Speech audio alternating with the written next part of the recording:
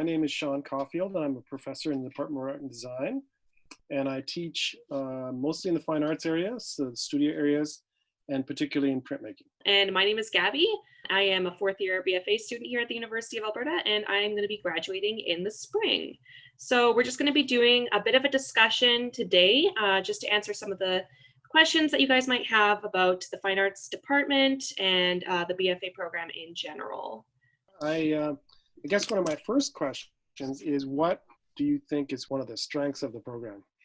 Yeah, so for me, I was really involved with the painting and printmaking aspects of the program, but I have taken also some intermedia and some design as well. And I think that one of the strengths is definitely the community that's built throughout this program. You do go throughout all of your classes with the same cohort, so I've gotten to know the same people very well, and like they become some of your closest friends. And throughout the 4 years that you're in this program, getting to know these people has really helped you because they do feel more comfortable, giving you better critiques and stuff like that. And the transition from first year to fourth year in those critiques is quite interesting to see because, you know, people are afraid to step on each other's toes, but you can just really be honest and open with each other by the end of it. So I really appreciate the community. And of course, the classes are also, they're strenuous, but they're also, like the improvement is just off the charts for, you know, the 4 years that you have. So, yeah. I'm glad you bring that up because it's a big institution, but our actual department has quite intimate class sizes. So it's good for people to hear that. And also that a lot of your learning happens with your colleagues, right? Exactly. Of course, the professors are here to support you, but the colleagues are just as important. Yeah, I think you learn more from the people who surround you, and like by looking at what they're creating and taking into account their styles and their interests as inspiration than you do even from the profs guiding you. So I think it's a really valuable thing. We only have like 10 to 15 people in each class. So that's definitely something that you don't see in a lot of your other classes where there'd be lectures and stuff like that. Yeah. So the other question I have is more on the challenging side. What was the biggest challenge for you in the program? Yeah, so I think that definitely first year, I actually came into the program in the second year. So I was part of the art and design cohort, which was a group of about 15 people who were being prepped to go into the program in their second year. So I think that the transition between high school and university is definitely challenging. I mean, my teachers did tell me in high school that, you know, it's going to be a bit of a shock, but I think that, I think I call them growing pains. So, once you get used to like the workload and the materials that you'll be using and stuff like that, once you really get the basics down, I think that your learning curve just goes up so exponentially from there. And, yeah, so first year is probably the most difficult year in terms of just the transition between, you know, I moved away from home as well. So learning to be an adult on your own is also very important. And then also managing your classes and stuff like that amongst all of the things that are coming at you. But again, like the community that is built in first year is really going to keep you through the entirety of your program. And once you get into second year, you get a bit more specialized. So you actually get into the studios. And I think that's where a lot of like the excitement actually begins. You get to start using your own skills and start actually using them in your projects that you created and cultivated in first year, and you get to see them really being specialized. So yeah, that's what I really appreciate about it. Yeah, even for me, I remember way in the distant past, my first year in university was the hardest too. So yeah. So my final question is, where do you see yourself going? You're about to graduate, and I mean, you've still got a bit of time, but you are starting to think about that. So what are your plans? Yeah, so my plan for graduation, I had a little bit of a different route than a lot of the people in the program. I always went into university kind of knowing what I wanted to do, which is typically not the norm for the BFA program. I feel like a lot of my people or my peers have really not found their direction as they've taken classes and found out what they want to do. So we have a lot of people going into the master's program, which is really cool, or people who want to exhibit in galleries. But I personally have always been trying to cultivate my artwork towards going into the entertainment industry.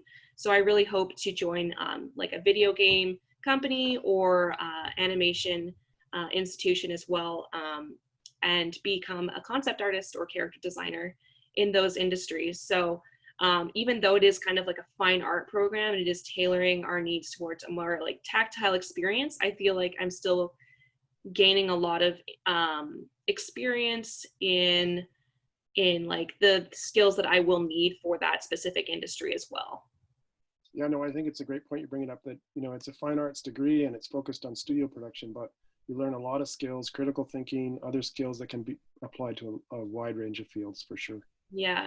So And I you think have, like you can't separate like traditional from digital as well. So like anything that you learn in like a drawing class is going to be directly applicable to a digital learning set as well. So that has been very productive as well.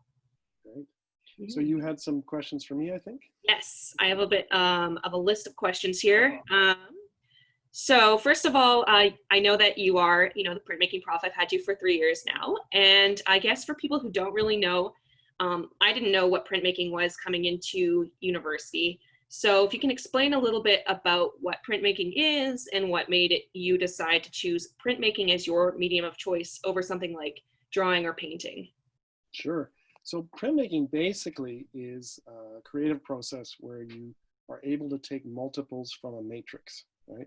So when we talk about a matrix, we mean a number of things. So it could be like a woodcut. Many people have maybe heard of woodcut or lino cut. Other ones are silkscreen, lithography, etching. So these are all forms of making matrices that you can take multiples from. And of course, now we're in this digital realm, and digital technology is now being incorporated into these other techniques as well. Why I was drawn to it? I guess as an artist, I began to be interested in the fact that it was process-based, and it forced me to go through various steps, and I found that very interesting creatively. I was also interested in the way it made me think about my drawing and visual ideation differently.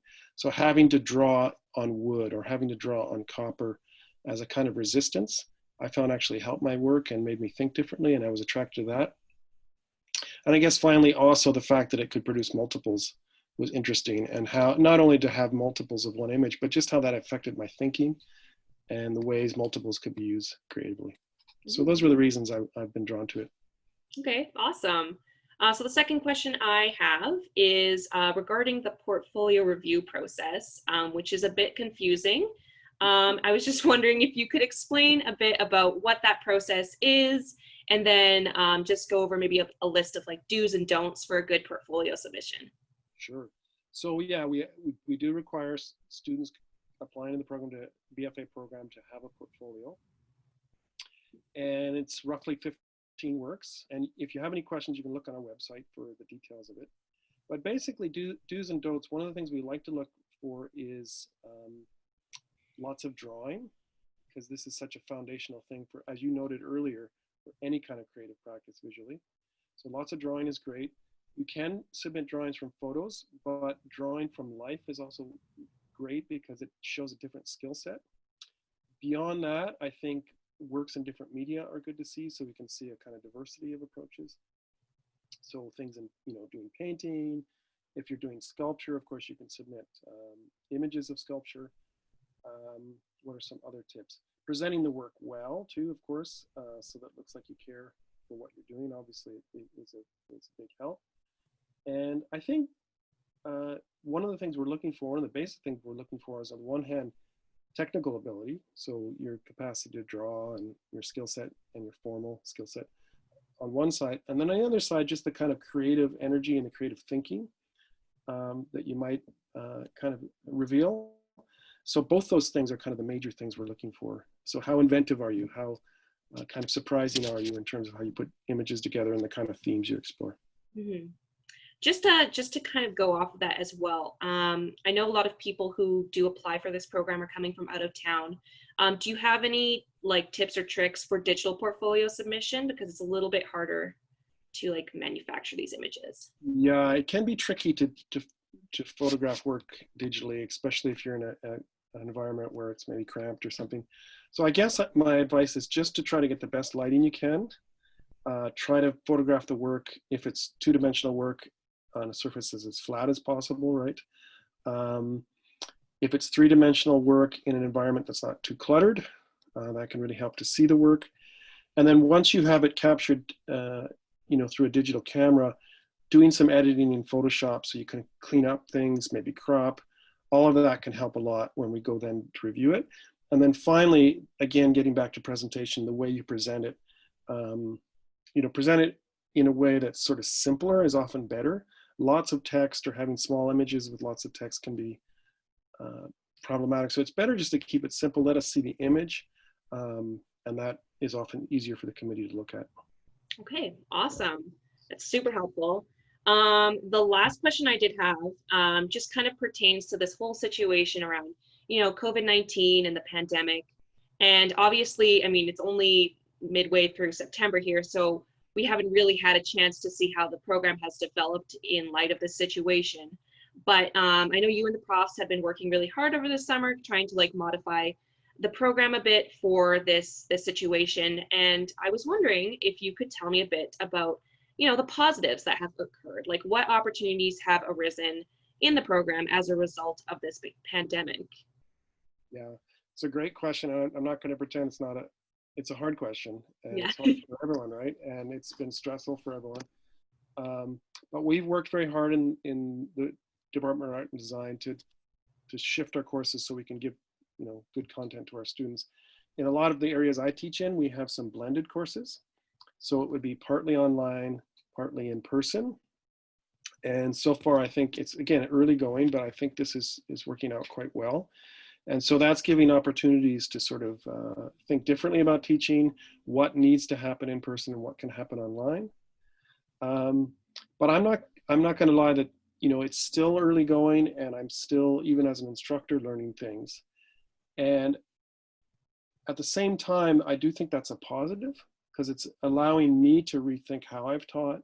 Is there new ways I can teach? Is there new things I can bring to students, new technology I can bring to students? So yes, it's a challenge, and yes, not everything's clear and there's a lot of unknowns, but even as an instructor, I've noticed that I've grown, I think, as a person and hopefully as a teacher. Yeah. And I think the same's hopefully going to be true for students, right? Where they have to rethink, how do you make work? How do you make work in this new situation? How do you make work in the face of these kinds of really serious challenges? And it's hard, but I think in the end, the students may be more resilient and more adaptable and more able, probably, we'll see how things come out, but I'm already sensing that students maybe are going to be able to transition a little bit more easily, because they're working more independently, in a sense, because they're having to work at home or in different spaces. Mm-hmm. So again, I don't want to say it's all positive. There's lots of challenges, but I think these are some positive things that are coming out of this situation. Yeah, definitely. And just to tack on, this isn't exactly pertaining to any which studio in particular, but the speaker series that we have as well for the BFA program is being put online as well. So that makes it a lot more accessible, I think, than having to rush from one class to another. Just being able to access it on Zoom has been really helpful. Oh, that's great to hear. Yeah, no, definitely. Okay, well, this has been a really awesome conversation. Thank you so much again, Sean, for joining me. Did you have anything you wanted to say just to wrap it up? No, just thank you as well. It's been great to talk. And if anyone does have questions about the program, please do go to our website, and there's lots of places you can see to contact people. And I hope you think about coming to our program. Yes, definitely. And I will link the VAST Instagram as well at the end of this video, just to, if anybody wants to ask us as students any questions, that's another place that you can ask as well. All right. Thank you so much. Bye, everybody. Bye-bye.